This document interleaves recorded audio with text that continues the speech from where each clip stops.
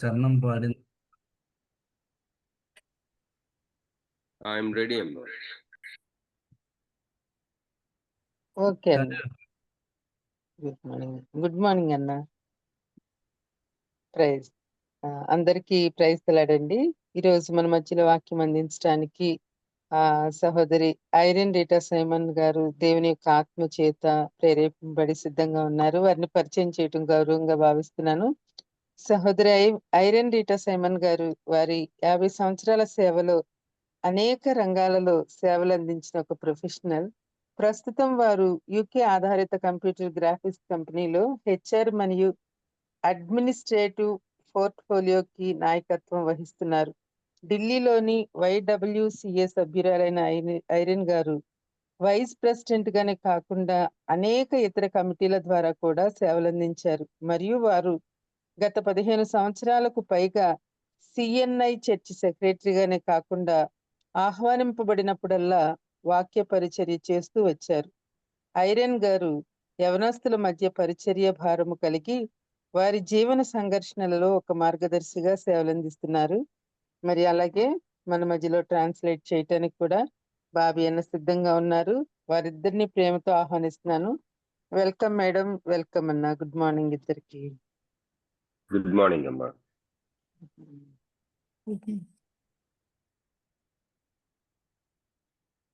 Shall we Yes, start? you can start, sister. Yes, please. Come.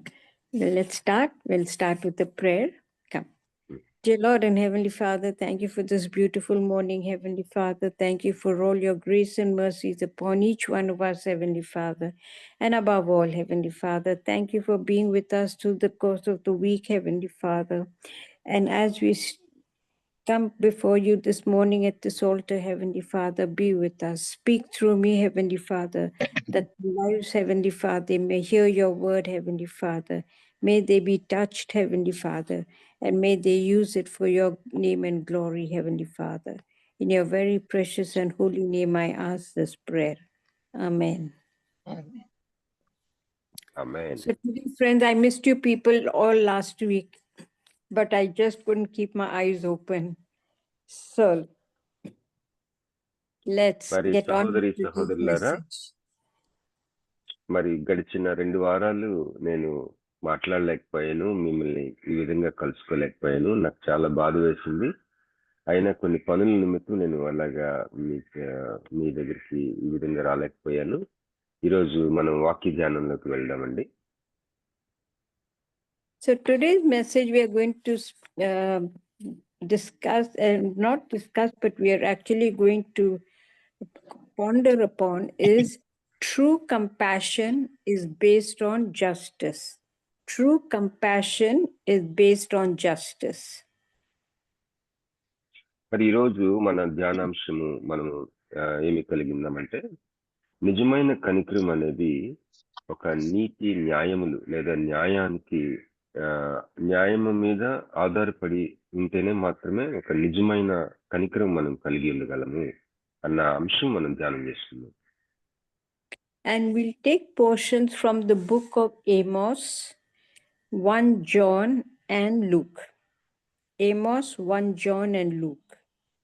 మరి ఆమోస్ పత్రిక, యోహాను రాసిన మొదటి పత్రిక, లూకా సువార్త, ఈ మూడు గ్రంథాల నుంచి మనం మన యొక్క ధ్యానాంశాన్ని మనం ధ్యానం చేసుకుందాం. ఆమోసు గ్రంథము, 1వ యోహాను పత్రిక, లూకా సువార్త, ఈ మూడింటి నుంచి మనం ధ్యానం చేసుకుందాం. So friends, who was Amos? Amos was really a prophet who came from Judah. And he was one of those minor prophets, and I think he was also one of the first ones who is mentioned in the Bible. మరి ఈ ఆమోసు ఎవరు అని చూసినట్లయితే, ఆమోసు ఒక ప్రవక్త, minor ప్రవక్తల్లో ఒక ప్రవక్త. మరి మొట్టమొదటిగా ప్రస్తావించబడిన వాడు కూడా బైబిల్ గ్రంథంలో ఈ మైనర్ ప్రవక్తల్లోని ఆమోసు. So this puts him as a layman rather than a professional prophet. మరి ఈ ఆమోసు ఒక ప్రవక్తే కాకుండా మరి వృత్తి వ్యాపారాలు చేసుకునే ఒక వ్యక్తిగా కూడా మనం చూడగలం. And he preached to the northern kingdom of Israel. ఇశ్రాయేలు యొక్క ఉత్తర భాగంలోని ఉత్తర ప్రాంతంలో ఉన్న ఉత్తర రాజ్యం, ఇశ్రాయేలు 2 భాగాలైంది కదా, ఉత్తర రాజ్యమైన ఇశ్రాయేలీలతో వారితో ఎక్కువగా ఈ యొక్క ప్రవచనాలు వారిని ఉద్దేశించి చేశాడు ఆమోసు ప్రవక్త. And how do you and I know that he was one of the prophets? I want someone to read chapter 7, verse 15. మరి ఆమోసు ప్రవక్త అని మనకి ఎలాగ తెలుసు అంటే ఆమోసు గ్రంథంలోనే చదవగలం. అది ఆమోసు 7:15 దయచేసి చదువుకున్నాం. ఎవరైనా చదువుతారమ్మా? ఆమోసు 7:15. బ్రదర్, నా మందలను నేను కాచుకొనుచుండగా యెహోవా నన్ను పిలిచి, నీవు పోయి నా జనులకు ఇశ్రాయేలు వారికి ప్రవచనము చెప్పుమని నాతో సెలవిచ్చాను. ఆమేన్. Amen. Thank you, Prasida. See, go prophesy unto my people in Israel. మరి వాక్యము దేవుని వాక్కు ఆమోస్కి ప్రత్యక్షమై ఆయన యెహోవా నన్ను పిలిచి నీవు పోయి నా జనులకు ఇశ్రాయేలు వారికి ప్రవచనము చెప్పుమని నాతో సెలవిచ్చాను అని రాయబడింది. And so we know that he was chosen. Okay? కనుక మనకి అర్థమయ్యేది ఏంటంటే దేవుడు తనని పిలుచుకున్నాడు, ఏర్పాటు చేసుకున్నాడు. See, friends, how I want us to always remember this very important aspect of God in our life. When he chooses you, there is nothing that can stop you being noticed. There is nothing that is a work that God gives you that is too small or too big. Even if it is impossible, when you think for yourself that how can I do this? What is God thinking I can do? Nothing is impossible. You go through such heights. You go through such heights that even you are amazed at yourself and you get that power from God. మరి స్నేహితులారా, ఆమోసు జీవితంలో మనం చూసినట్లయితే ఒక సత్యం మనం గ్రహించుకోవచ్చు. ఏమనగా, ఎప్పుడైతే దేవుడు ఒక వ్యక్తిని ఎన్నుకుంటాడో, ఏర్పాటు చేసుకుంటాడో, మరి ఇక దేవుని ఏర్పాటులో ఉన్న నీవు, లేకపోతే ఎన్నిక, ఆ యొక్క పిలుపు కలిగిన నీకు మరి అనేక మంది నీ జీవితం మీద ఉన్న ఆ ప్రత్యేకమైన దేవుని హస్తాన్ని గమనించకుండా ఎవరూ ఆపలేరు.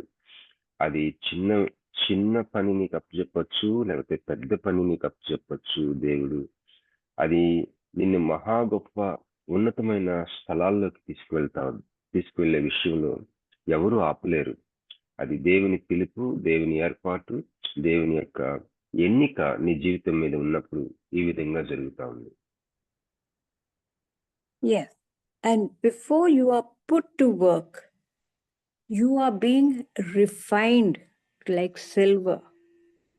You know, God just doesn't take you out of the crowd and put you there and make you do something.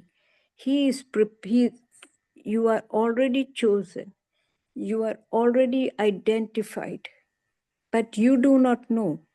But all that while God is giving you refinement to come to that point, we must always be prepared. We must always believe that we are the chosen people, the chosen person in God's kingdom.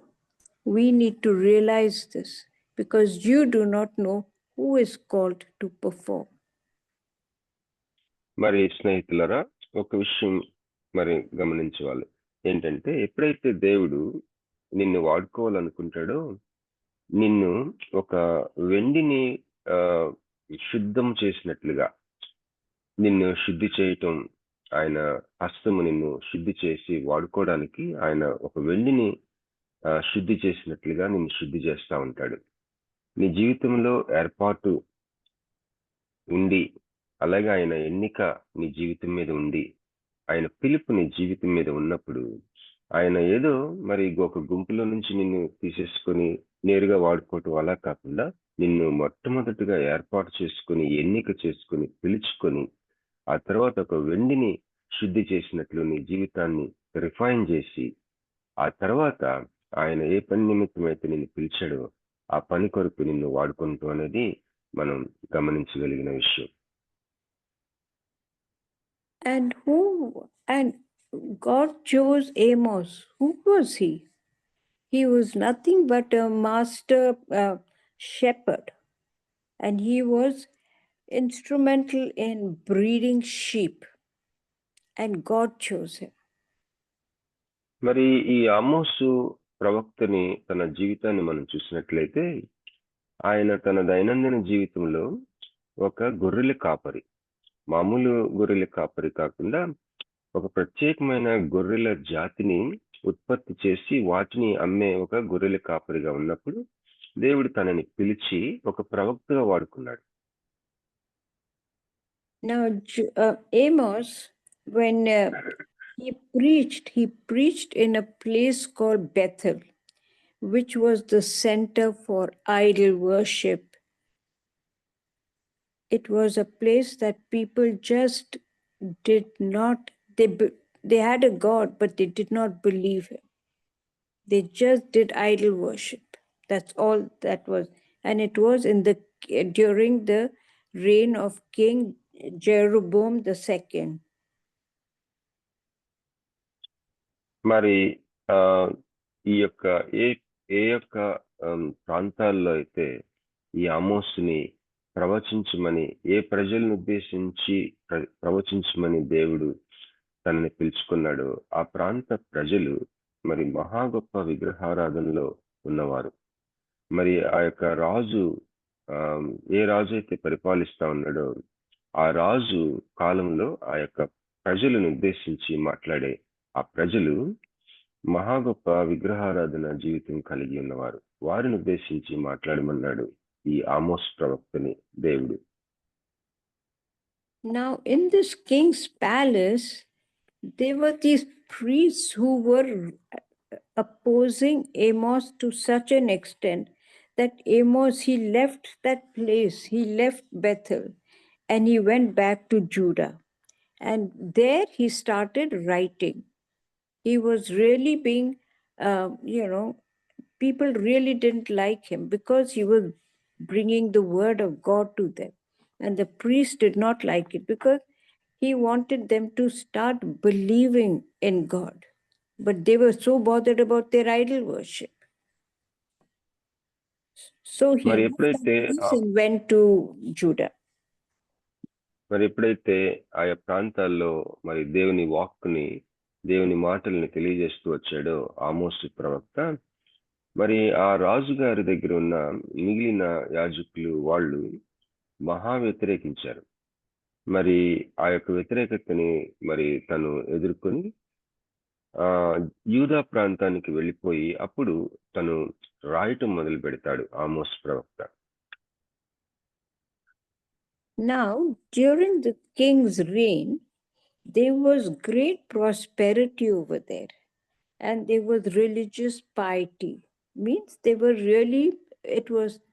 were supposed to be very religious, and they were very secure in it. But all this was only for show. మరి ఆ కాలంలో ఈ మతాచారాలు మరి బాహ్యమైన వేషధారణ కొరకు చేస్తా ఉన్న ప్రజలు వారు నిజానికి వారి అంతరంగంలో, వారి వ్యక్తిగత జీవితంలో, వారి దైనందిన జీవితంలో ఎన్నో కలహాలు, ఎన్నో మరి ద్వేషాలు, మరి వారు దేవునికి విరోధమైన జీవితం జీవిస్తా ఉన్న ఆ యొక్క అంతరంగ స్థితి కలిగి ఉంటూ బయటికి మాత్రం మరి అనేకమైన మత సంబంధమైన కార్యకలాపాల్లో వేషధారణ జీవితం జీవిస్తున్న ప్రజలను ఉద్దేశించి మరి ఆయన ప్రవక్తగా ఉన్నాడు. But inwardly, what were they really into? They were into idol worship. They stressed on material gains and wealth, and they were full of social evil. మరి వారి దైనందిన జీవితం, వారి అంతరంగం, మన హృదయాలు ఎలా ఉన్నాయంటే, వారు మరి ఒక ఐశ్వర్యాన్ని మాత్రమే కోరుకొని ప్రయాసపడి, దాని కొరకు ప్రయాసపడేవారు. మరి వస్తువులు చాలా కూడవేసుకోవాలి, అనేకమైన వస్తువులు నేను కలిగి ఉండాలి అని అలాంటి మనస్తత్వం కలిగి ఉన్నవాళ్ళు. మరి సామాజికంగా అనేకమైన మరి దురాచారాలు, లేకపోతే అనేకమైన చెడుతనం కలిగి ఉన్న ఒక సమాజంగా ఉన్నవారు వారు. ఆ యొక్క ప్రజలను ఉద్దేశించి ప్రవచించడానికి ఆమోస్ని ఏర్పాటు చేసుకున్నాడు దేవుడు.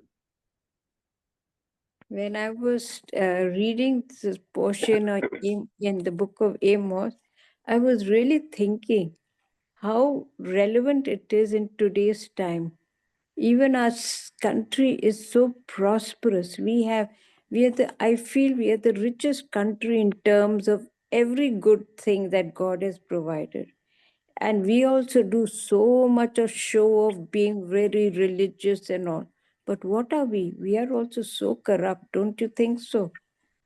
I think our country too has the same. I can imagine what Amos must have gone through. మరి ఆమోసు ఏ ప్రజలను ఉద్దేశించి ప్రవచించాడో ఆ యొక్క ప్రజల యొక్క పరిస్థితులు మనం ఆలకించాము. అయితే మరి మన చుట్టుపక్కల కూడా, లేకపోతే మన దేశంలో కూడా మరి ఎంతో అవినీతి, మరి సామాజికంగా ఎన్నో మరి అవినీతిని మనం చూస్తాం. అదే సమయంలో మరి మన దేశంలో ఎంతో మరి ఆర్థికంగా చూస్తే ఈ రోజుకి మరి ఒక మంచి స్థితిని మనం గమనించగలం మన దేశంలో. కానీ అవినీతి చూస్తే సమాజంలో పాతుకుపోయిన ఒక సమాజంలో మనం ఉన్నాం. Now, we all know, we read Amos chapter 7 verse 15, and we know that God chose him to go and prophesy. So God's hand was on Amos. So what did he do? He first attacked their social evil, so that the people do not do pagan worship, and he called the people to repent of their sins. And he said the only way to escape, it is the only way to escape judgment, means you follow God and you will escape judgment. But the people, as you know, they do not listen. మరి ఆమోసు గ్రంథము 7వ అధ్యాయము 15వ వచనంలో మనం చదువుకున్న ఆ వచనం, నా మందలను నేను కాచుకొనుచుండగా యెహోవా నన్ను పిలిచి, నీవు పోయి నా జనులకు ఇశ్రాయేలు వారికి ప్రవచనము చెప్పమని నాతో సెలవిచ్చాను. మరి ఈ వచనంలో దేవుడు ఆమోసుని పిలుచుకున్నాడు, మరి తన జనులతో ప్రవచించడానికి, దేవుని మాటలు తెలియచేయడానికి. అయితే ఆ పిలుపు ప్రకారం తను తెలియజేస్తుండగా ఆ ప్రజలు మరి ఆయన మాటల్ని స్వీకరించలేదు. మరి ఆమోసు మాటల్ని, ఆమోసు యొక్క పరిచర్యని ఇష్టపడలేదు. వాళ్ళ జీవితాన్ని మార్చుకోవడానికి వాళ్ళు ఇష్టపడలేదు. So, you know, if the people had listened to Amos and they repented, they would have escaped judgment. But we people never listen, friends. This is one of the sad part of our lives. We never listen. We need to always prove ourselves, which is a very, very wrong thing. But same thing happened to the people over in the northern kingdom. So మరి ఆమోసు ప్రవచించినప్పుడు ఏమి ప్రవచించాడంటే, మీ జీవితాల్లో మీరు ఎప్పుడైతే పశ్చాత్తాపడతారో, దేవుణ్ణి అనుసరిస్తారో, అప్పుడు మీరు దేవుని యొక్క తీర్పుని తప్పించుకుంటారు అని ప్రవచిస్తూ ఉంటాడు. కానీ ఆమోసు మాటల్ని వాళ్ళు లెక్క చేయరు, పశ్చాత్తాపడటానికి ఇష్టపడలేదు వాళ్ళు. మరి మన జీవితాలు చూసుకున్నా కూడా మరి ఇంచుమించు మనం కూడా అనేక సార్లు ఇట్లానే మరి దేవుని అనుసరించే విషయంలో కానీ, మరి పశ్చాత్తాపడే విషయంలో కానీ మనం వెంటనే దాన్ని స్వీకరించలేని స్థితి మనలో కూడా కనిపిస్తూ ఉంటుంది. మరి ఆమోస్ ఏ ప్రజలను అయితే ఉద్దేశించి ప్రవచించాడో వాళ్ళు కూడా అలాగే ఉంటూ మనం గమనించగలం. And Amos also mentioned to them that with Israel's position and privileges, you know, what Israel is even till today, it really has great, the only position in God's world, and it had many privileges, and it actually should have been a place for righteous living and not sinning the way, and they should not have been sinning the way they did. But even their religious observance was absolutely insincere. మరి ఇశ్రాయేలు ప్రజల యొక్క ఆ స్థితి మనం చూసినట్లయితే మరి దేవుని యొక్క విషయంలో వారు ఒక ప్రత్యేకమైన స్థితి కలిగి ఉన్నారు. వారి ఏర్పాటు, వారి యొక్క పొజిషన్, వారికి ఉన్న ఆధిక్యతలు మహాప్రత్యేకమైనవి. ఈ రోజుకి కూడా మనం అది గమనించగలం. మరి అలాంటి ప్రజలు వారి యొక్క జీవితాలు చూసినట్లయితే ఆమోస్ కాలంలో ఒక బాహ్యపరమైన, ఒక మత సంబంధమైన ఆచారాలు మాత్రమే వారికి కలిగి ఉన్నారు. అంతరంగంలో దేవుని దృష్టికి మరి ఒక పశ్చాత్తాపం, మరి దేవుని అనుసరించే జీవితాలు లేకుండా ఉన్నారు. మరి వారిని వారు మేమే సరైన స్థితిలో ఉన్నాము అని మరి వాదించే స్థితిలో కూడా వారు ఉన్నారు ఆ యొక్క ఇశ్రాయేలీయులు అని మనం గమనించగలం. If somebody can read Amos chapter 8 verses 4 to 10, chapter 8 verses 4 to 10, we will learn Amos. We will learn about Israel's doom and what the people want to do and what God will do. There are two things, what the people are doing and what God will do because of it. So let's read chapter 8. ఆమోసు గ్రంథము 8వ అధ్యాయము 4 నుంచి 10వ వచనం వరకు చదువుకుందామండి. ఈ భాగంలో మనం మరి ఇశ్రాయేలీయులు ఏం చేస్తా ఉన్నారు, వారి యొక్క జీవితాలను బట్టి, వారి క్రియలను బట్టి దేవుడు ఏం చేయబోతా ఉన్నాడు, ఎలాంటి తీర్పు వాళ్ళు ఎదుర్కోబోతా ఉన్నారు అన్న విషయం మనం గమనించగలం. ఆమోసు 8, 4 నుంచి 10 వరకు ఎవరైనా చదవగలరమ్మా?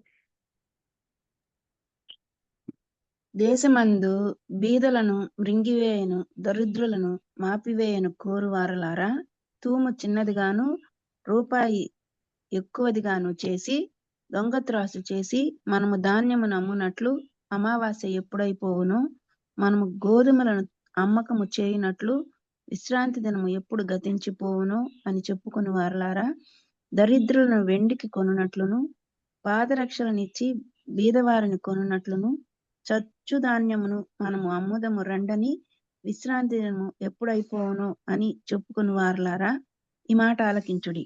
యాకోబు యొక్క అతిశయాస్పదము తోడని యెహోవా ప్రమాణం చేయునదేమనగా, వారి క్రియలను నేను ఎన్నడను మరువను. ఇందును గూర్చి భూమి కంపించదా, దాని నివాసులందరూ అంగలార్చరా? నైలు నది పొంగునట్లు భూమి అంతయు ఉబుకును, ఐగుప్తు దేశపు నైలు నది వలె అది ఉబుకును, మిస్రయీము దేశపు నది వలె అది అణగిపోవును. ప్రభువైన యెహోవా సెలవిచ్చినదేమనగా, ఆ దినమున నేను మధ్యాహ్న కాలమందు సూర్యుని అస్తమింప చేయుదును, పగటి వేళను భూమికి చీకటి కమ్మ చేయుదును. మీ పండుగ దినములను దుఃఖ దినములుగాను, మీ పాటలను ప్రలాపములుగాను మార్చుదును. అందరినీ మొలల మీద గోనె పట్ట కట్టుకొన చేయుదును, అందరి తలలు బోడి చేసేదను. ఒకనికి కలుగు ఏకపుత్ర శోకము వంటి ప్రలాపము నేను పుట్టింతును, దాని అంత్యదినము ఘోరమైన శ్రమ దినముగా ఉండును. Amen. Praise the Lord. Thank you, Prasad. Now, two verses that I wanted to ponder upon. One is verse 5, saying, when will the new moon be gone, that we may sell corn, and the Sabbath that we may set forth wheat, making the ephah small and the shekel great, and falsifying the balances by deceit. Now, just see how wicked the people were. They would, when the new moon, between the new moon and the Sabbath, they could do what they wanted. These were the holidays that they really observed, the new moon and the Sabbath. And what did they do? They were waiting between that, they were waiting for the time to pass so that they can get back to their wicked ways of increasing making the shekel great, and the making the balances, bringing great difference to the balances of what you will be giving and what I should be getting. This is what the people were doing there. They were falsifying the weights at that time. Same thing is happening today too. And the next మరి one is the verse మరి 9. Sorry. మరి సహోదరులారా, ఈ యొక్క చదవబడిన భాగంలో ఇశ్రాయేలు యొక్క పరిస్థితులు రెండు ప్రధానమైన విషయాలు మనం గమనించగలం. మొట్టమొదటిది 5వ వచనంలో ఉంది. ఆమోసు 8:5. తూము చిన్నదిగాను రూపాయి ఎక్కువదిగాను చేసి దొంగ త్రాసు చేసి మనము ధాన్యమును అమ్మునట్లు అమావాస్య ఎప్పుడైపోవునో మనము గోధుమలను అమ్మకము చేయునట్లు విశ్రాంతి దినము ఎప్పుడు గతించిపోవునో అని చెప్పుకొని వాళ్ళారా. ఈ ప్రజలు ఏం చేస్తా ఉన్నారంటే అమావాస్యకి విశ్రాంతి దినానికి మధ్య మరి వాళ్ళు కొంత వర్తకం వ్యాపారాలు చేసుకోవచ్చు. ఈ యొక్క అమావాస్య విశ్రాంతి దినాలు అనేవి మరి వాళ్ళు ఆచరించి ప్రభువుని మనసులో స్మరించుకొని జీవితాలు పరిశోధించుకొని మార్చుకోగలిగిన ఒక పండుగలు, లేకపోతే ఒక సందర్భాలు అమావాస్య అవ్వచ్చు, మరి విశ్రాంతి దినం ప్రాముఖ్యంగా. అయితే ఇవి ఎప్పుడెప్పుడు అయిపోతాయా అని వాళ్ళు వీటిని గబగబా ఈ యొక్క విశ్రాంతి దినాలను గబగబా ముగించేసుకొని వాళ్ళు ఏం చేయాలనుకుంటున్నారు?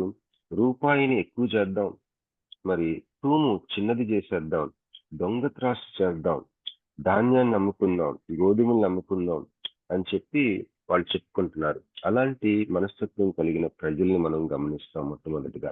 మరి ఇలాంటి స్థితి మన కాలాల్లో కూడా మన సమాజాల్లో కూడా మనం గమనించగలం. And this other second verse that I want you to ponder upon is the verse 9. And it shall come to pass in that day, saith the Lord God, that I will cause the sun to go down at noon, and I will darken the earth in the clear day. So friends, when such a thing happens, you will recall that in our times today, you will recall that this happens during the eclipse. Yeah? When we have our eclipse, what happens? The sun gets dimmed. And it is the same thing that happened at that time. They said it was an eclipse in Asia Minor. And that was the time when this kind of it was used as an image, something to imagine that it was God's judgment. But what actually would have happened was there was an eclipse. And this is what it is also being said that they use that as God's judgment over Israel. Verse మరి 9. రెండవదిగా మనం గమనించేది ఆమోస్ 8:9 వచనంలో ఉందండి. ప్రభు అయిన యెహోవా సెలవిచ్చినదేమనగా, ఆ దినమున నేను మధ్యాహ్న కాలమందు సూర్యుని అస్తమింపచేయుదును, పగటి వేళను భూమికి చీకటి కమ్మ చేయుదును. మరి ఈ మాటలు మనం చూసినట్లయితే సూర్యగ్రహణం అనేది అప్పుడప్పుడు మనం చూస్తూ ఉంటాం కదా, పగలే చీకటి అయిపోవటం మనం ఒక్కొక్కసారి చూసి ఉండొచ్చు. మనలో చాలా మంది సూర్యగ్రహణం అంటారు దాన్ని. మరి ఇశ్రాయేల్ యొక్క జీవితాలు ఆ విధంగా ఉన్నాయి కాబట్టి దేవుడు వారికి 9వ వచనంలో, నేను మీకు అవసరమైన సూర్యుని నేను పట్టపగలే అస్తమింపజేస్తాను, భూమిని చీకటి కమ్మేటట్టు చేస్తానని చెప్పేసి తన ఉగ్రతని, తీర్పుని ఆయన ప్రకటిస్తా ఉన్నారు.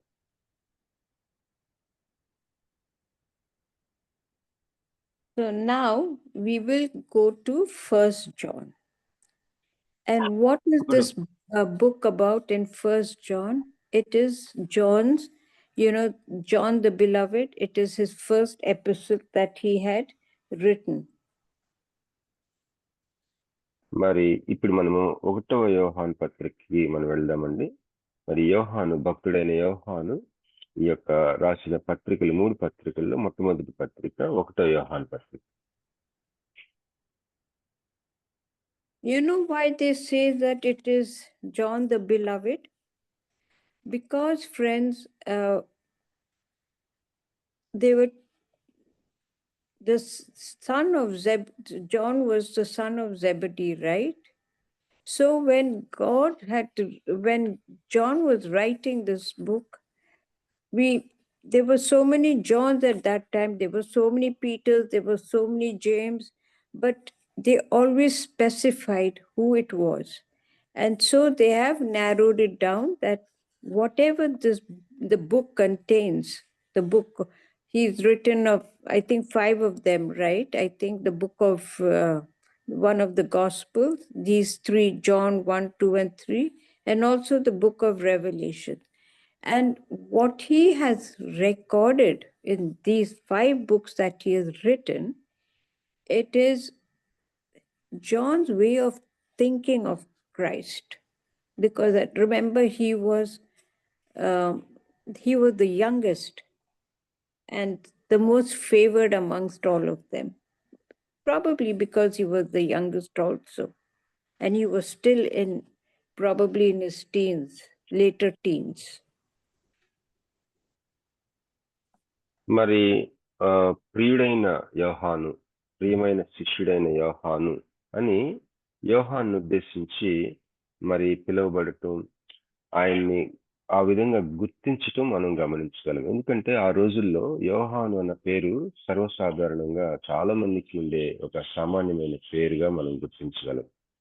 ఈ యోహాను ఏ యోహాను అయితే ప్రభు అయిన యేసుక్రీస్తు 12 మంది శిష్యుల్లో ఒకడైన యోహాను, ఆయన మరి యోహాను సువార్త, అలాగే మొదటి ఈ యొక్క పత్రికలు 3 పత్రికలు, యోహాను రాసిన మొదటి పత్రిక, 2వ పత్రిక, 3వ పత్రిక, అలాగే ప్రకటన గ్రంథం, ఈ 5 పుస్తకాలను రచించిన యోహాన్ని మరి అనేక ఆ యొక్క యోహాను పేరు సాధారణంగా అందరికీ చాలా మందికి ఉంది కాబట్టి ఈ యోహాను గుర్తించడానికి ప్రియుడైన శిష్యుడైన యోహాను అని గుర్తించబడేవాడు యోహాను. Now, what John, in all his writings, what did he stress on? His main purpose was that the people should live in fellowship with God and with Jesus Christ. And this was to warn them about false teachings. మరి యోహాను తను రాసిన ఈ యొక్క సువార్త పత్రికలు, ప్రకటన గ్రంథంలో ముఖ్యంగా ఏమి వక్కాణించాడంటే దేవునితో సహవాసము కలిగి ఉండే విషయం తను ఎక్కువగా దాన్ని వక్కాణించి రాశాడు, దేవునితో సహవాసం కలిగి ఉండే విషయం.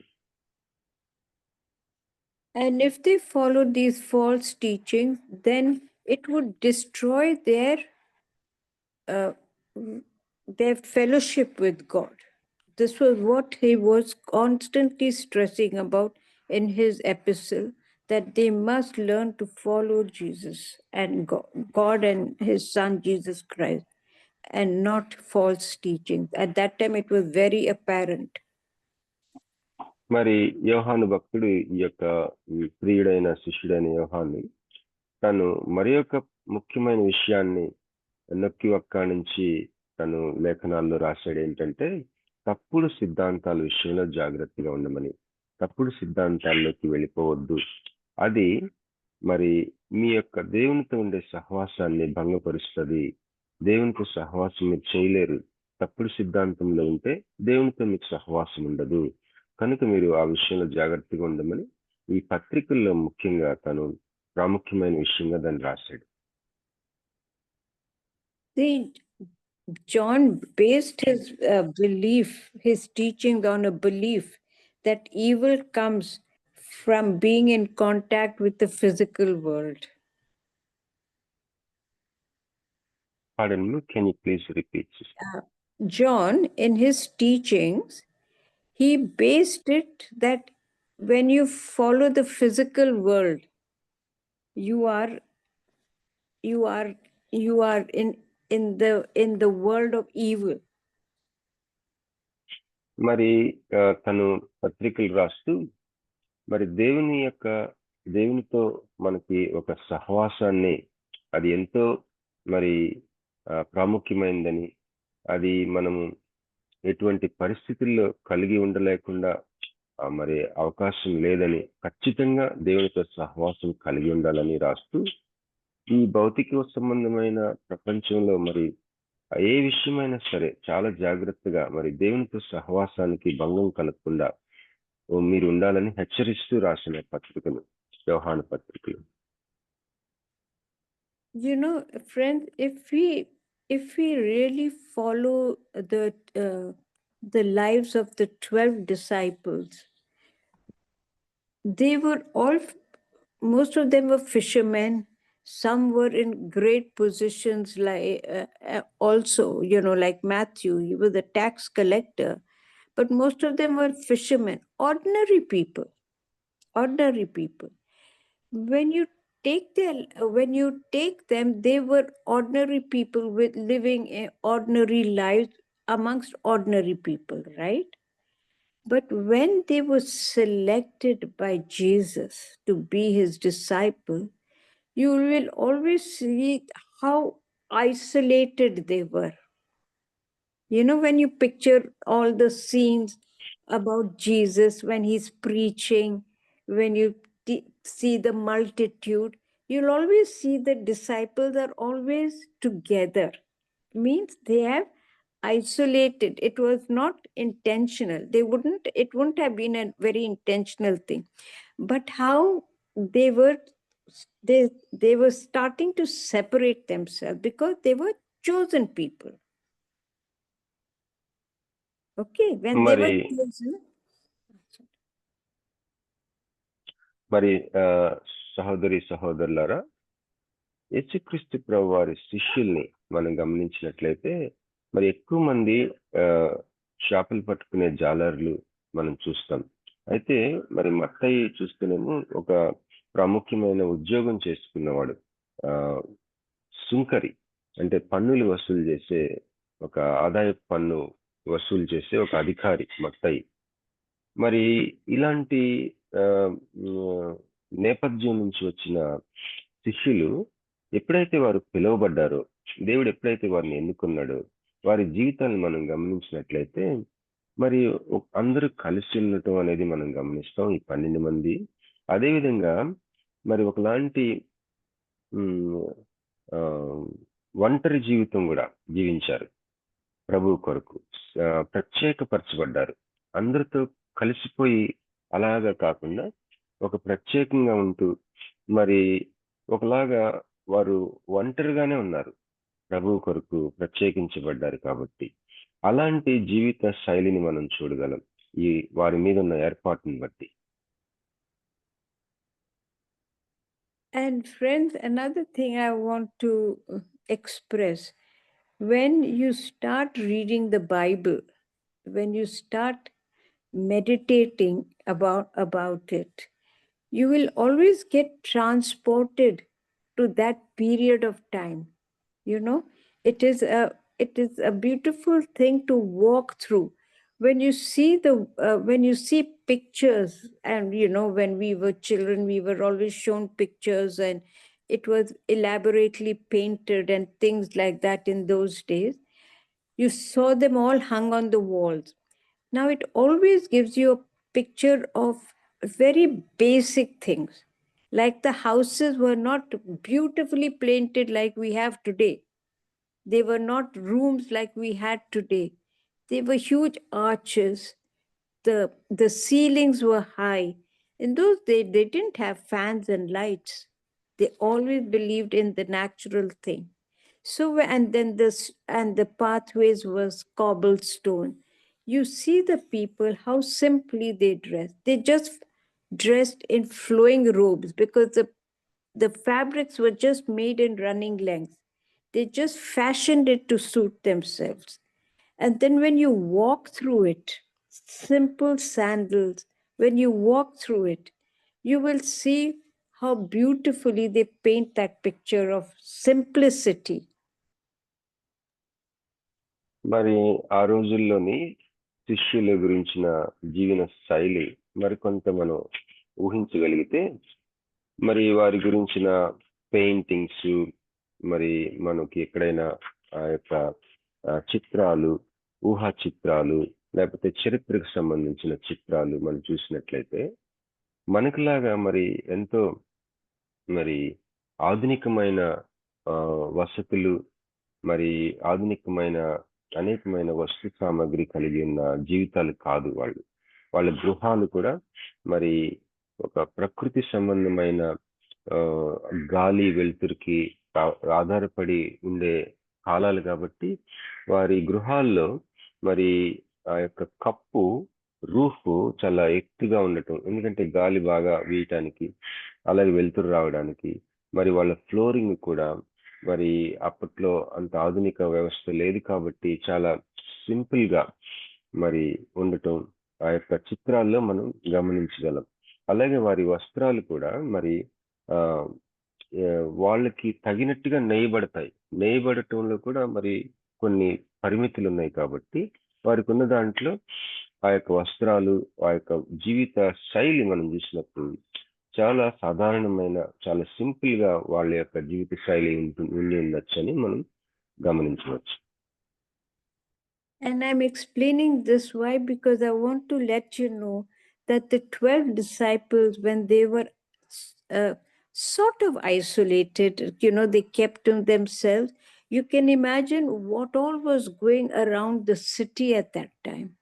People were really, really evil, like it is in today's time also. They were just a handful of people who were really followers of Jesus Christ. They were kept so safe that, everything was going on. There was cheating, there was idol worship, there was idol selling. The people were, so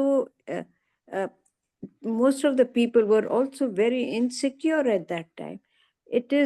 I am telling you, friends, we are not far from what was happening in those days.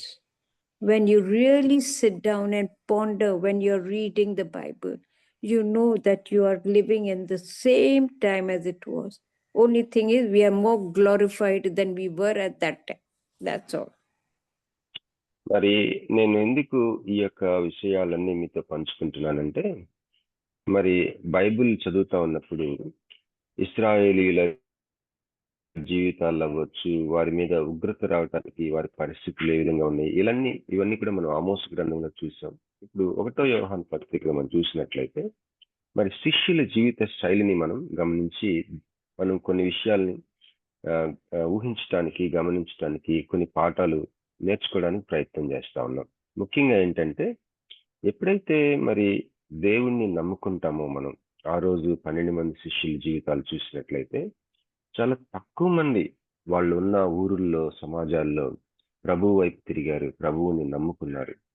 మరి సమాజం ఎక్కువగా ఎలా ఉందంటే దుర్నీతితోటి, అవినీతితోటి, మోసాలు, మరి రకరకాలైన పరిస్థితులు, అంధకార సంబంధమైన పరిస్థితుల్లో కూడుకున్న సమాజం ఒక ప్రక్కన, మరి ప్రభువుని నమ్ముకొని ప్రభువు చేత పిలువబడి ఉన్న ఈ 12 మంది ఒక ప్రక్కన. వీరు ఒక రకంగా ఒంటరి వాళ్ళుగా ఉన్నారు, కానీ ప్రభు పిలుపు, ఆ యొక్క ఏర్పాటు, ఆ యొక్క వాళ్ళ జీవితాలు ప్రభు కొరకు సెపరేట్ చేసుకున్నారు కాబట్టి మరి వాళ్ళు ఒక రకంగా ఒంటరిగా ఉన్నప్పటికీ కూడా వారి జీవితాలను దేవుడు వెండిని శుద్ధి చేస్తా ఉన్నాడు. మరి బైబిల్ చదువుతా ఉన్నప్పుడు మనం మన కాలాల్లో కూడా, బైబిల్ కాలంలో ఉన్న ప్రజల పరిస్థితులు మన కాలంలో కూడా మరి ఏమాత్రం పెద్దగా వేరుగా లేవు అన్న సంగతి మనం జ్ఞాపకం చేసుకోవచ్చు, గమనించవచ్చు. So now, friends, John actually really stressed about loving one another. You know, he said that when when Jesus Christ was real, what did Jesus Christ, what was his image all about? It was loving one another. He says, if you love and believe Jesus Christ, then you too will love one another, like what has been taught to all of us from time immemorial.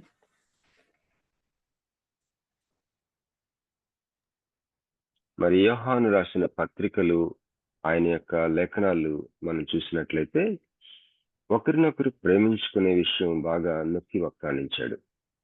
యేసుప్రభు వారి యొక్క ప్రధానమైన తన మనస్తత్వాన్ని లేదా తన యొక్క అవతారాన్ని మనం చూసినట్లయితే, యేసుప్రభు ఏంటి అని మనం చూసినట్లయితే ప్రేమమయుడై ఉన్నాడు ఆయన ప్రధానంగా.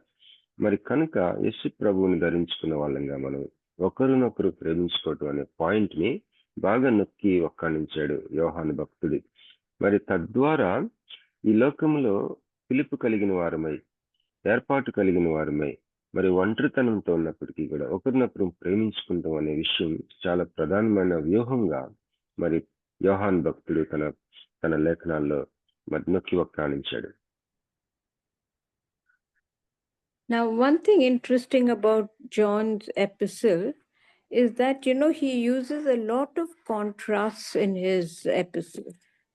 When I say contrast, it is something like love and hate, light and darkness, children of God, children of the devil, spirit of God, spirit of the Antichrist. So these are a lot of things that we will read in John's Gospel. So if someone can read 1 John 3, chapter 3, verses 11 to 22. మరి యోహాను రాసిన పత్రికల్లో చాలా వ్యతిరేక పదాలు లేకపోతే వైరుధ్యమైన పదాలు మనము చూడొచ్చు. ఉదాహరణకి వెలుగు, చీకటి, వెలుగు సంబంధమైన కుమారులు, అంధకార సంబంధమైన కుమారులు, అట్లా మనకి విషయాలు అర్థం కావటానికి పోలిక చేస్తూ రాసిన అనేకమైన ఈ యొక్క వైరుధ్యమైన పదాలని మనం చూస్తాం.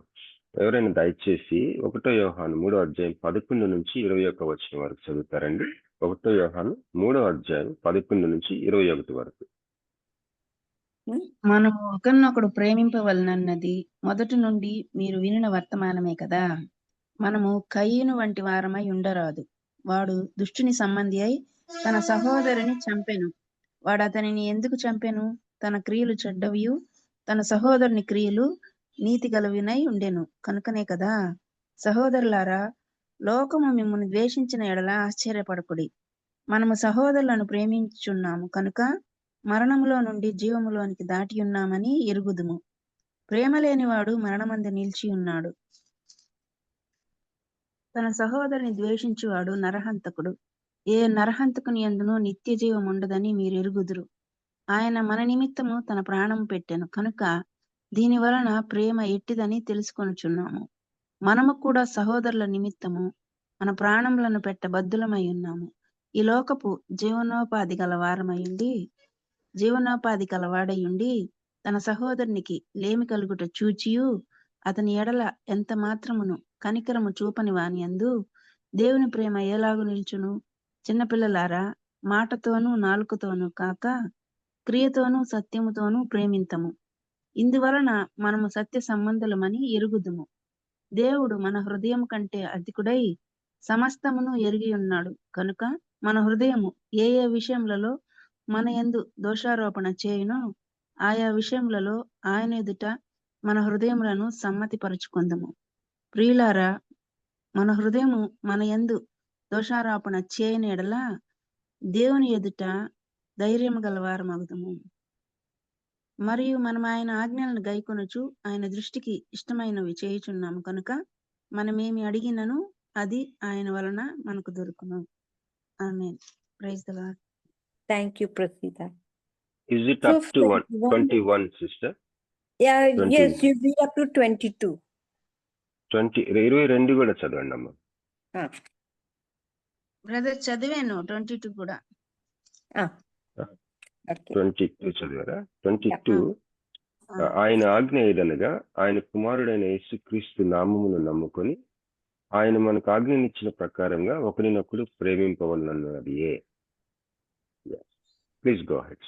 Now, importantly, I want us to concentrate on verse 80. My little children, let us not love in word, neither in tongue, but in deed and in truth. మరి ఈ చదవబడిన భాగంలో ముఖ్యంగా 18వ వచనం మీద మనం చూద్దాం. 18వ వచనం ఈ విధంగా ఉంది. 1 యోహాను 3:18. చిన్నపిల్లలారా, మాటతోనూ నాలుకతోనూ కాక క్రియతోనూ సత్యముతోనూ ప్రేమింతము. So really, friends, when you are wanting to express your love for somebody, you must go out of your way to help them, not by just saying, okay, I love you, and it's just your words and your tongue, that's it. No, it must be expressed how you love someone.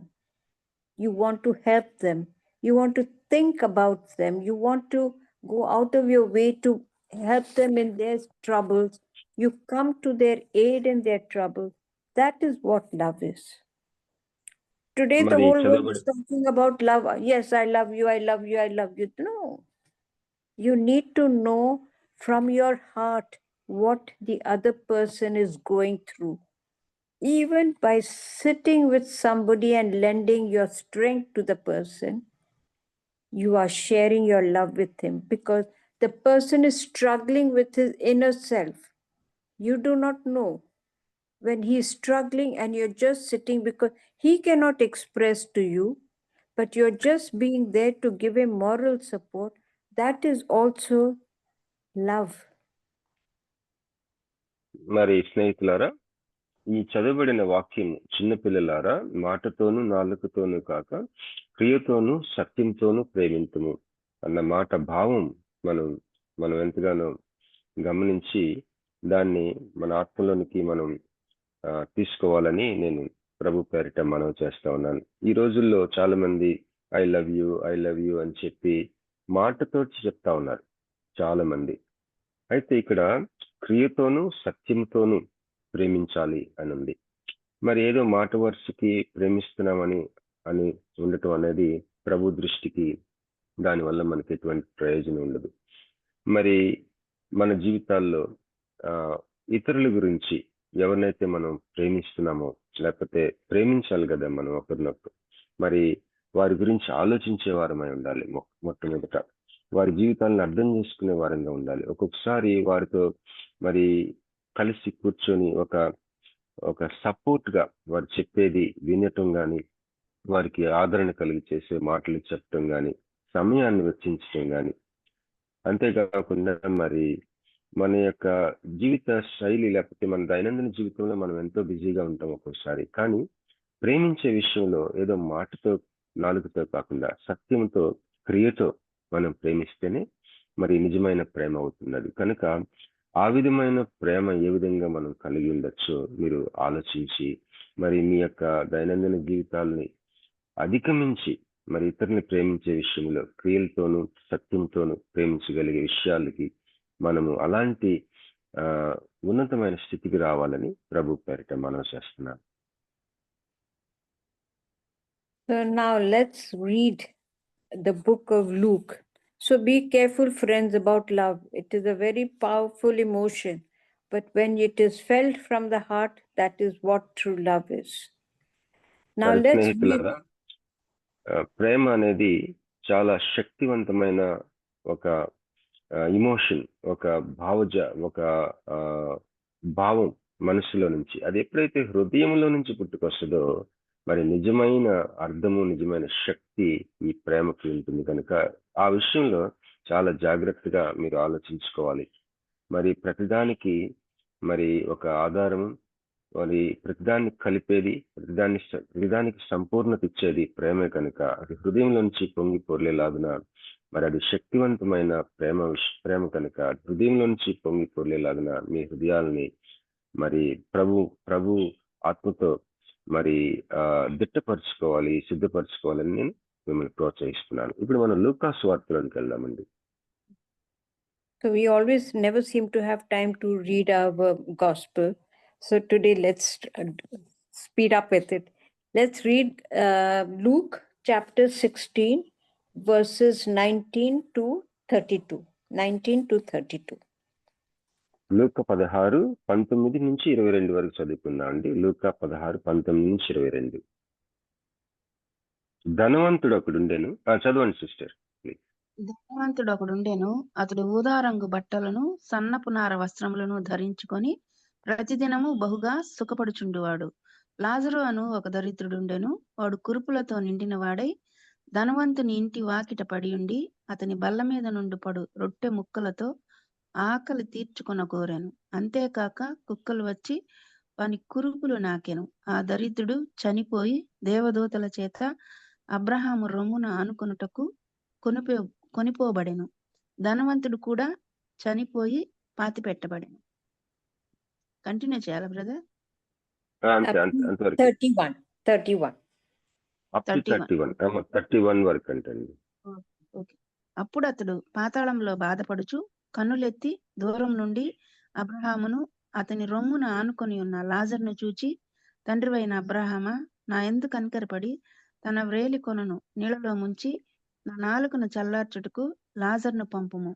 నేను ఈ అగ్ని జ్వాలలో యాతన పడుచున్నానని కేకలు వేసి చెప్పాను. అందుకు అబ్రహాము, కుమారుడా, నీవు నీ జీవితకాలమందు నీకిష్టమైనట్టు సుఖము అనుభవించితివి. అలాగుననే లాజరు కష్టం అనుభవించనని జ్ఞాపకము చేసుకొనుము. ఇప్పుడైతే వాడు ఇక్కడ నెమ్మది పొందుచున్నాడు, నీవు యాతన పడుచున్నావు. అంతేకాక ఇక్కడ నుండి మీ యొద్దకు దాటగోరు వారు దాటి పోజాలకుంటున్నట్లును అక్కడి వారు మా యొద్దకు దాటి రాజాలకుంటున్నట్లును మాకును మీకును మధ్య మహా అగాధముంచబడి ఉన్నదని చెప్పాను. అప్పుడు అతడు, తండ్రి, అలాగైతే నాకు 5 సహోదరులున్నారు. వారును ఈ వేదనకరమైన స్థలమునకు రాకుండా వారికి సాక్ష్యం ఇచ్చుటకై నా తండ్రి ఇంటికి వారిని పంపవలనని నిన్ను వేడుకొనుచున్నానెను. అందుకు అబ్రహాము, వారి యొద్ద మోషేయు ప్రవక్తలను ఉన్నారు, వారి మాటలు వినవలనని అతనితో చెప్పగా, అతడు, తండ్రివైన అబ్రహామా, అలాగూ అనవద్దు. మృతుల్లో నుండి ఒకడు వారి యొద్దకు వెళ్ళిన ఎడల వారు మారు మనసు పొందుదరని చెప్పెను. అందుకతడు, మోషేయు ప్రవక్తలను చెప్పిన మాటలు వారు వినని ఎడల మృతుల్లో నుండి ఒకడు లేచినను వారు నమ్మరని అతనితో చెప్పెననెను. Amen. Praise the Lord. Thank you, Prasida.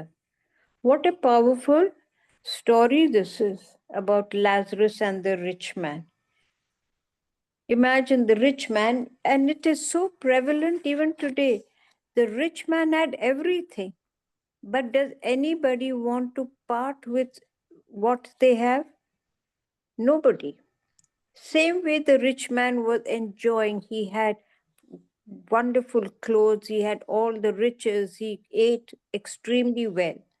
And there was this poor man, Lazarus. This is what the story of compassion is based on justice. What compassion and justice? Compassion, if you have compassion, justice is meted out, means given out to you in the same proportion. And justice is really exact. మరి స్నేహితులారా, ఎప్పుడైతే నీ జీవితంలో కనికరం అనేది ఉంటుందో దానికి సంబంధించిన న్యాయ సంబంధమైన క్రియలు దానికి సమానంగా బయటకు వస్తూ ఉంటాయి. ఒక కనికరము అనేది న్యాయ సంబంధమైన క్రియలు, ఈ రెండు సమానమైన విషయాలు. ఎంత కనికరం ఉంటుందో అంత న్యాయము నీ జీవితంలో ఉంటుంది. మరి లాజరు కథ, ఈ యొక్క ధనవంతుడు లాజరు కథ చూసినప్పుడు ఈ ధనవంతుని మనం గమనించినట్లయితే ఈ నేటి సమాజంలో మన యొక్క కాలాల్లో కూడా ధనవంతులుగా ఉన్నారు, ఉన్నవాళ్ళు ఉన్నాం, లేకపోతే మనలో కూడా ధనవంతులు ఉన్నాం. అయితే ఎంతవరకు మనకున్న ఆ యొక్క ఆస్తిపాస్తుల్ని ప్రభు రాజ్యం కొరకు, మరి ఇతరులు లాజరు వంటి బేదల కొరకు మనం ఎంతవరకు వాటిని వదులుకోవడానికి ఇష్టపడుతున్నాం, మన ఆస్తిని? అది ప్రశ్న. ఒక కనికరం అనేది న్యాయమైన క్రియలకి సంబంధించిన విషయం.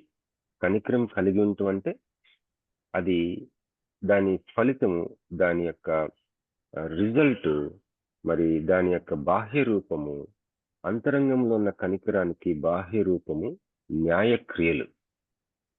ఇది మాత్రం మార్చలేని ఒక నియమం. కనుక దీని విషయమై మీరు ధ్యానం చేయాలని నేను ప్రోత్సహిస్తున్నాను. Here we are talking about justice, compassion and justice. The rich man had no compassion for the beggar Lazarus, who was full of sores. He couldn't get any food. He couldn't do anything for himself. All he wanted was a small morsel of food to keep him alive, right? But what did he do? The rich man did not even let the poor man come and have a meal or give him something and send him off. He didn't do that. And when he died, justice was served. What happens, friends, when you deny and you lie? There are so much of evil you do.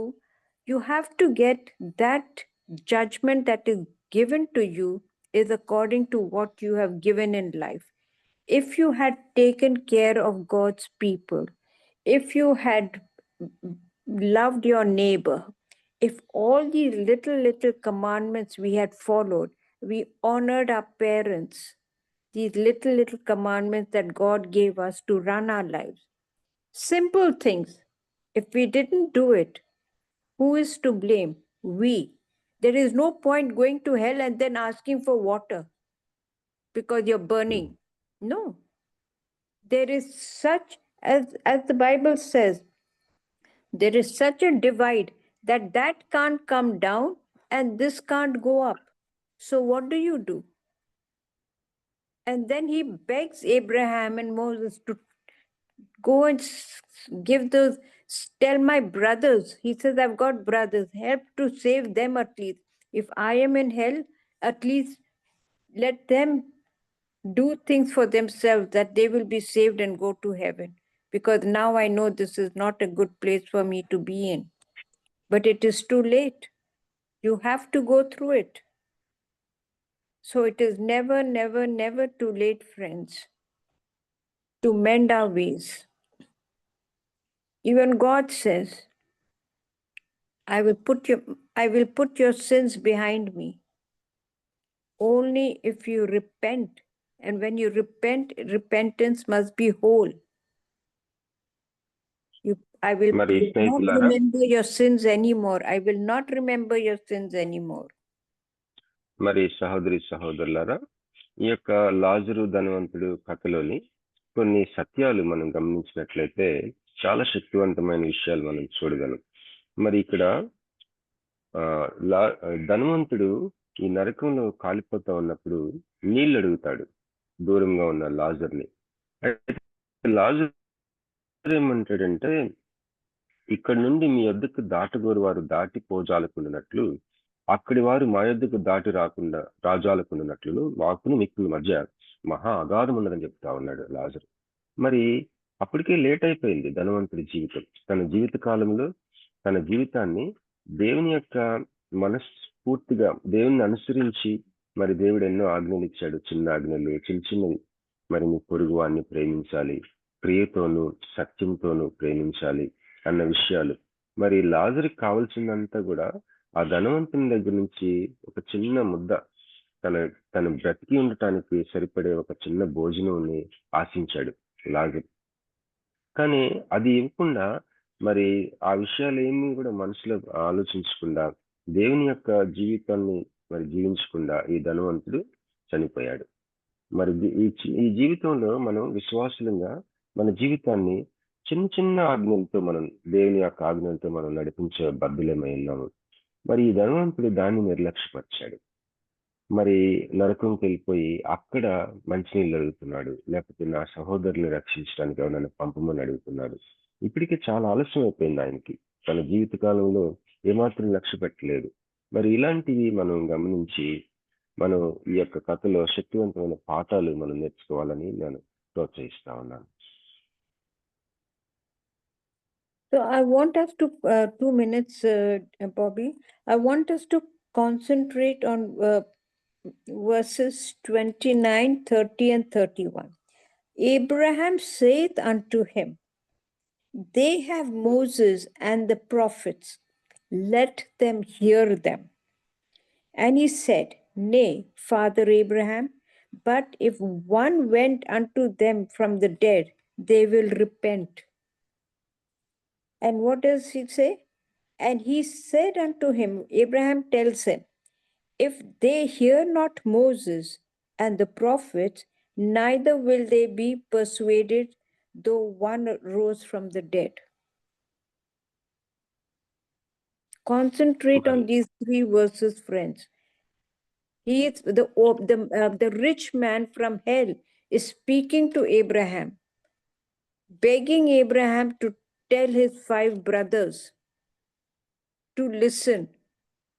Abraham says, they have Moses amongst themselves. If they cannot hear his word, if they cannot change, how can a person coming from hell change anything? మరి మనం చదువుకున్న భాగం లూకా సువార్త 16వ అధ్యాయంలో 29, 30, 31 వచనాల మీద మనం ప్రత్యేకంగా ఏకాగ్రత పెడదామండి. 29ని చదువుతాను. అందుకు అబ్రహాము, వారి యొద్ద మోషేయు ప్రవక్తలను ఉన్నారు, వారి మాటలు వినవలెనని అతనితో చెప్పగా, అతడు తండ్రివైన అబ్రహామా, అలాగూ అనవద్దు. మృతులలో నుండి ఒకడు వారి యొద్దకు వెళ్ళిన ఎడల వారు మారు మనస్సు పొందుదురని చెప్పాను. అందుకు అతడు, మోషేయు ప్రవక్తలను వారు చెప్పిన మాటలు వారు వినని ఎడల మృతులలో నుండి ఒకడు లేచినను వారు నమ్మరని అతనితో చెప్పినానని. మరి ఇక్కడ ధనవంతుడు పాతాళలోకం నుంచి మొరపెడుతున్నాడు అబ్రహాంకి, నా సహోదరులు ఉన్నారు, కనీసం వారి దగ్గరికి ఎవరినైనా పంపించు అని చెప్పినప్పుడు జరిగిన సంభాషణ మనం చూస్తా ఉన్నాం ఈ యొక్క 3 వచనాల్లో. So this week, friends, let us concentrate whatever is in our hearts. If we have wronged somebody, see if you can make it up. There is nothing more powerful than love, which guides us. And we need to feel that love to help somebody back on their tracks. And let us try and save as many people. Because in today's time, everything is gone astray. But if we try and help the world by saving even one person, imagine your glory in heaven. That is the most beautiful thing. కనుక మరి సహోదరి సహోదరులారా, ఈ లోకంలో మనం ఇంకా నిలిచి ఉండంగానే, మరి ఇంకా మనకు సమయం ఉండంగానే, మరి ఒక రోజుకి ఆ పాతాళంలో ధనవంతుడి పరిస్థితి మనకి ఇంకా రాకముందే ఈ లోకంలో ఉండంగానే మరి దేవుని యొక్క దృష్టికి మన జీవితాలను సరి చేసుకుందాం. మన అంతరంగంలో ఉన్న కనికరానికి బాహ్య రూపం న్యాయమైన క్రియలు, సత్యక్రియలు, మరి సత్యంతో ప్రేమించటం, క్రియల ద్వారా ప్రేమించటం. మరి అదేవిధంగా మన యొక్క కనికరం కూడా తీర్పులోకి వస్తుంది అన్న విషయం మనం గుర్తించి, మరి ప్రేమ అనేది అన్నిటికంటే శక్తివంతమైన భావం కాబట్టి మరి ప్రేమించే విషయంలో క్రియతోనూ సత్యంతోనూ మనం ప్రేమించి మరి ధనవంతుడికి పట్టిన స్థితి మనకు పట్టకుండా తప్పించుకోగలగమని మరి ఈ యొక్క పాఠాలు మనం నేర్చుకోవాలని నేను ప్రభు పేరిట మనం చేస్తున్నాను. So I hope, friends, that today's message is going to become a real blessing for us, and let us try and mend our ways, that we do not go to hell, because we've just read what a place it is. So let us try and mend our ways, and let us follow the 10 commandments to its hilt, because we can always ask for forgiveness. We can always. But forgiveness comes only if we follow it. There is no point in just mouthing the words. మరి మనం పశ్చాత్తాపడినప్పుడు, నిజంగా పశ్చాత్తాపడినప్పుడు మాత్రమే మనకి క్షమాపణ దొరుకుతుంది అన్న సంగతి మనం మర్చిపోకూడదు. కేవలం ఏదో మాటలతో పశ్చాత్తాపడటం కాకుండా నిజంగా హృదయంలో నుంచి పశ్చాత్తాపం పుట్టుకొస్తేనే మనం క్షమించబడగలం. ఈ ధనవంతుడికి పట్టిన దుస్థితి మనకు పట్టకూడదు. మరి ఇంకను మనకి జీవితం ఇంకా ఉండంగానే మరి మనకి ఎవరితోనైనా ఆ, మనకి ఆ, శత్రుత్వం ఉన్నా లేకపోతే సంబంధాలు ఏదైనా మరి మనం సరి చేసుకోవాల్సి ఉన్నా మనం సరి చేసుకుందాం, ప్రేమిద్దాం, క్రియరూపంలో సత్యంలో మనం ప్రేమిద్దాం, మన జీవితాన్ని ప్రభు ముందు సరి చేసుకుందాం. మరి ఈ సందేశం మనకి ఎంతో ఆశీర్వాదకరంగా ఉండాలని నా ప్రార్థన. Thank you so much sister. In fact, half of the time I took, every time you are getting only half of the time. That is why, that is the problem. If there was no translation, you will have ample time, to share. I But know, still, Bobby. I totally agree. I honestly, you don't know, ever since I have come in contact with all of you all, I always say, why did I not learn from my father? Why did I not learn Telugu from my father? Because, when you're translating, then you're running with your thoughts. Something gets missed in between. It always happens, but when you speak in a flow, it just flies.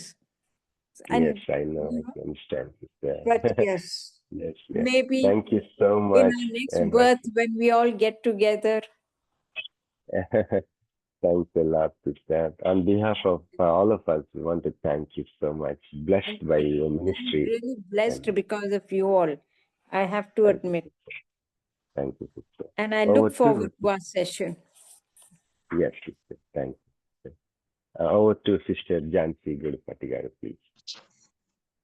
Thank you అన్న.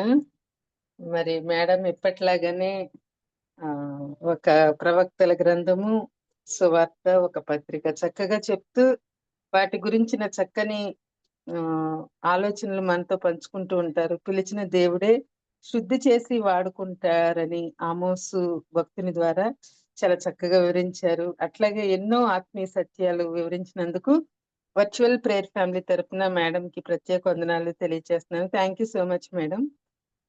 అలాగే translate చేసిన బాబీ అన్నకు కూడా వందనాలు తెలియజేస్తూ, మరి మన మధ్యలో ఉన్న రెవరెండ్ జామి రవికుమార్ గారు ముగింపు ప్రార్థన, పరలోక ప్రార్థన ఆశీర్వాదం వలసిందిగా కోరుతున్నానండి.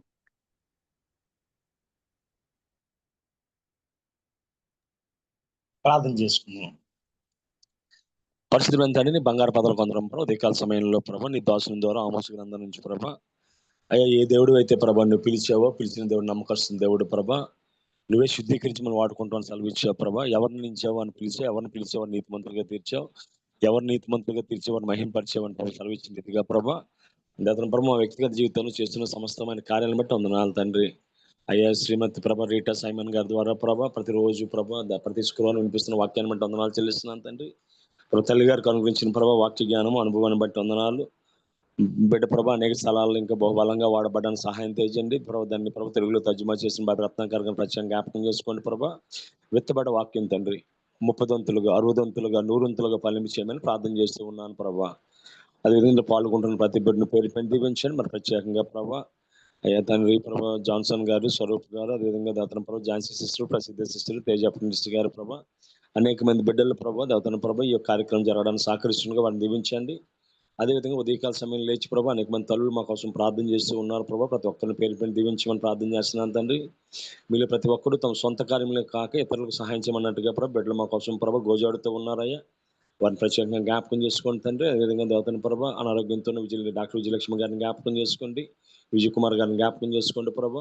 అదేవిధంగా రాబర్ట్ జంసాయి గారిని, ఆశీర్వాద్ గారిని జ్ఞాపకం చేసుకోండి. ఇంకెవరైతే అనారోగ్యంగా వారిని జ్ఞాపకం చేసుకోండి ప్రభ. నూతన మంచి అందులో ప్రవేశించిన రాకడ భాగ్యం గారిని జ్ఞాపకం చేసుకోండి ప్రభ. అదేవిధంగా దేవతని ప్రభ అనారోగ్యంతో ప్రభ కాట్నాయ్ గారిని జ్ఞాపకం చేసుకోండి ప్రభ. సంపూర్ణమైన శక్తితో బలంతో ఆరోగ్యంతో నీ దోషం నింపమని ప్రార్థన చేస్తున్నాను. అదేవిధంగా ఎవరైతే ఆర్థిక ఇబ్బందులు ఉన్నారో, ఆరోగ్య సమస్యలు ఉన్నారో ప్రతి ఒక్కరిని పేరు పైన జ్ఞాపకం చేసుకోమని, ఇది మేము చేయవలసిన ప్రతి పనిలో నీ శుద్ధి అని మార్గాన్ని చూపించి మీరే సకల మహిమకంత ప్రభావం పొందుకోమని మా పాప యొక్క దేవతన ప్రభ అయ్యా నీటు జాయినింగ్ కోసం కనిపెడుతూ ఉన్నాను తండ్రి. పరిస్థితులు ప్రభు సానుకూల పరుస్తున్నాను, నీకు వందనాలు. నిశ్చితమై త్వరగా రావడానికి సహాయం చేయమని ప్రార్థన చేస్తున్నాను తండ్రి. మా బిడ్డలందరినీ చేతికి అప్పగించుకుంటున్నాం ప్రభ. మా బిడ్డలందరినీ చదువుల్లో, ఉద్యోగాల్లో ప్రభ దీవించండి ప్రభ. దేవతన ప్రభ నీ సన్నిధిలో వాడబడిగా బిడ్డలు దీవించమని ప్రార్థన చేస్తూ ప్రత్యేకంగా దిన వాక్యం చెప్పిన దాతన ప్రభావ నీ దాసురాలని తజ్మా చేసిన బిడ్డను జ్ఞాపకం చేసుకొని మీరే సకల మహిమకంతా ప్రభావం పొందుకోమని ఈ చిన్న ప్రార్థన మా ప్రభులు ప్రియకుమారుడైన యేసుక్రీస్తు దివ్యనామాన్ని అడిగేటుకుంటున్నాం పరమ తండ్రి. ఆమె పరలోకమందున మా తండ్రి నీ నీ నామం నామం పరిశుద్ధపరచబడును గాక, నీ రాజ్యం వచ్చును గాక, నీ చిత్తం పరలోకమందులాగు భూమి అందు నెరవేరును గాక. మాకు కావలసిన అనుదిన ఆహారం దయచేయండి. మా ఎడల అపరాధం చేయవారిని క్షమించినట్లు మా అపరాధములను క్షమించము. శోధన లేక తప్పించము. తప్పించండి. ఎందుకంటే రాజ్యం, శక్తి, మహిమ నిరంతరం ఉన్నావు తండ్రి. ఆమె మన తండ్రి అయిన దేవుని ప్రేమ, కుమారుడైన యేసుక్రీస్తు కృప, పరిశుద్ధాత్మ అన్యోన్య సహవాసము, వాక్యం చెప్పిన దాసురాలకి తర్జుమా చేసిన బిడ్డలకు పాల్గొన్న వారికి ఆయన కృప సదాకాలము తోడే నడిపించును గాక. Amen. Amen. Thank you brother. మరి ప్రార్థించి ముగించిన రెవరెండ్ జామిరావు కుమార్ గారికి, వాక్యం అందించిన ఐరన్ రీటా సైమన్ గారికి, అలాగే ట్రాన్స్లేట్ చేసిన బాబీ అన్నకి, జాయిన్ అయిన మీ అందరికి కూడా వందనాలండి. థ్యాంక్ యూ సో మచ్ అండి. హ్యావ్ ఎ నైస్ డే అండి.